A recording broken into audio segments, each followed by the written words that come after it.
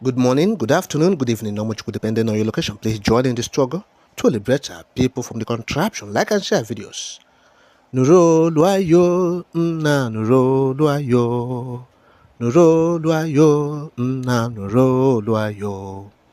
Ọ dịghị mgbe ike mmadụ ga-akarị ike Chukwu. Ọ dịghị mgbe ike Nigeria ga-akarị ike Biafra. Nna nuro, onye kere ụwa nuro luayo. Nna nuro, Olisa binigwe nuro akwayo. Now, the news updates. In the absence of any Justice Omotosho magic, Mazen Nnamdi Kanu should be released on the 10th of October 2025. Because by now, Omotosho should be aware, of course, he should be aware of the international pressure that is piling against Nigerian politicians, piling up by international bodies who are targeting Nigerian politicians against economic and judicial corruption, the rots in the system that are perpetuated mostly by judges in the High Court, judges in the Appeal Court, and judges in the Supreme Court, of course. In fact, according to a header survey, I will read, approximately 60 to 70% of judicial officers are perceived to engage in corrupt practices. Also, approximately 60 to 70% of court interactions involved some form of bribery, bias, or influence, undue influence. So as it stands now, Justice Omotosho is under international watch list. As a Nigerian judge, he is under international watch list. So also are the politicians, so also are the administrators.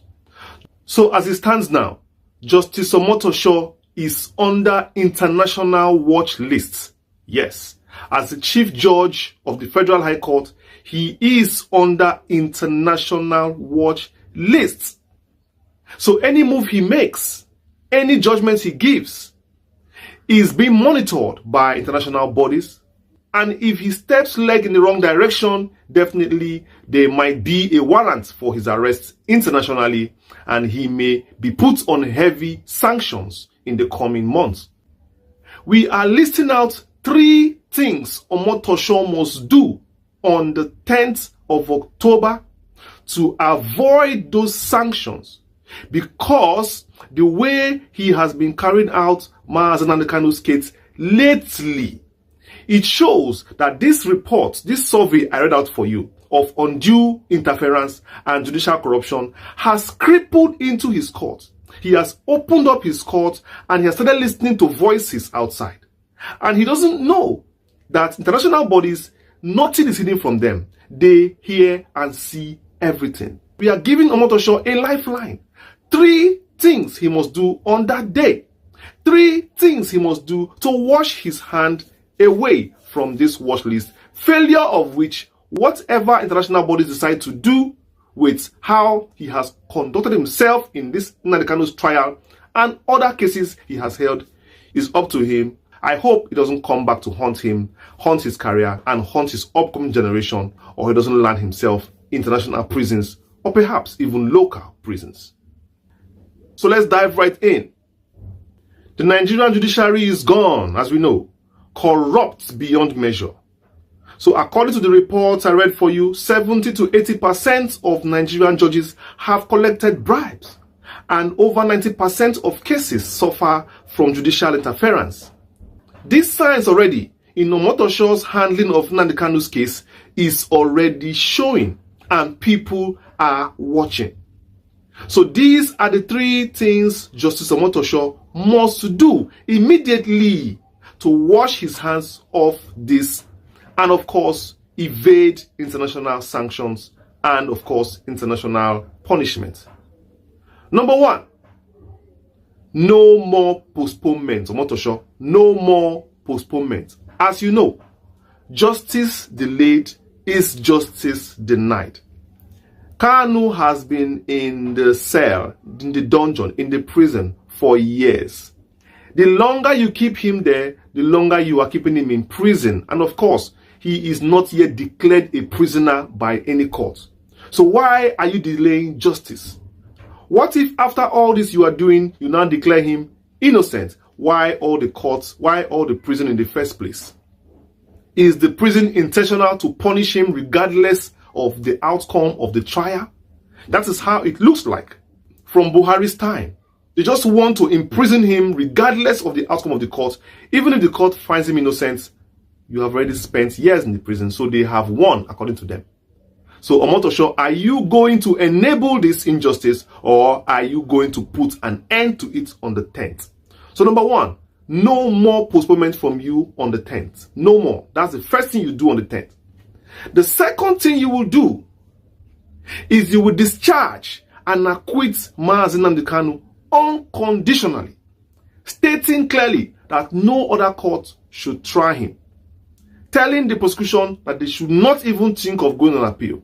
Write it there in the judgment that this man is acquitted and discharged. These 2 points must be there, not discharged alone, acquitted of all charges.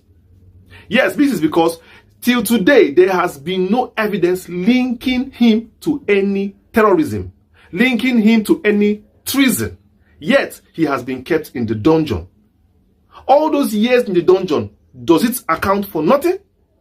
Is it going to be waved away like that? Is that justice already? Are you serving him justice?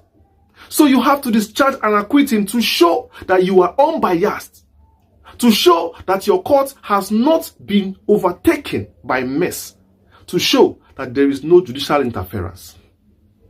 You will discharge and acquit Mazi Nnamdi Kanu, and the world is watching you on that day. The world is watching you on that day. Simple. Simple. There is no reason to keep him going again. Not on that day now you will come and want to continue the trial and say that you found the no case submission, you didn't find any bail, that you want that you want Kanu to continue trial. It's not going to work again. The trial is over on the 10th. The trial ends on the 10th. The suffering is enough. It's enough. And the third one, what I'm sure you're going to do, you are going to order the arrests of all those who partook in the illegal, in the extraordinary rendition, the kidnap of Mazi Nnamdi Kanu from Kenya to Nigeria. All those who were involved, you are going to order, the court is going to order the arrest. This is because the appeal court has already declared it illegal.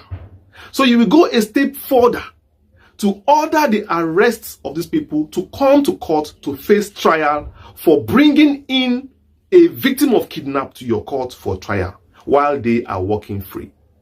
This to show you as a very transparent and a man of honor in the eyes of the public, in the eyes of the world, that you did this. Your name will go far. People will talk about you. You cannot be trying somebody who was kidnapped and brought by herdsmen to your court. It is the herdsmen you should be invited to your court to come and tell your court how come they got this man. And you will lock the court doors and put them on trial and handcuffs. Failure to do this, you will not portray yourself as a very neutral person, and the world may have bias against you. Because a lot of things have gone wrong in this Kanu's case, and you are the judge. Go and read what a judge means, and you will know that you have powers upon powers to do things. You will know that those people who are advising you, those politicians, you have more power than them. Maybe they might have more money than you, but you are trying to sell your power for a few dollars, for a few pounds. They themselves wish they were even in your shoes, but they call you aside with Nigeria's money and you are bowing to them. Most of you bow to them because of whatever. As a judge, you are powerful than even a president if you know what you are doing, if you are not corrupt, if you are transparent, if you stand for the right thing. You know what you're doing, you are more powerful than president. You don't need money. You don't need money. But we know how the country rolls. We know, everybody knows, because as you are aware, a world power has already declared Nigeria a terrorist state. with the theft that has gone in this country, over 500 billion dollars has been stolen from Nigeria's coffers since 1999 alone. And yet the country is wallowing in poverty. Out of school children, the country cannot pay workers, they cannot pay salaries on time. They can't build ordinary infrastructure. There is no water, pipe-borne water in the ground. There is no light for decades. That money alone that was stolen from Africa, from Nigeria, can give the country steady power supply. And still people are wondering, why does Biafra want to leave? Ndi Igbo cannot survive in such economy. We are industrialists. We build things. We create factories. We build things. We export. We are ingenuine. We manufacture. How can we survive under Nigeria as Biafra? Biafra has already been taken aback because of this Nigerian structure of, inefficiency and incapacity. Nothing goes on in the country. So if the Igbos are allowed to have their country, definitely you will see what they will make of it. That power will be solved under 1 year. Pipe-borne water will flow. The land will be like Garden of Eden. Biafra land will be El Dorado for everybody around the world to come. My people, don't hear them now. What do you make of it? Drop your comments. But remember, it's Biafra or nothing. Bye for now.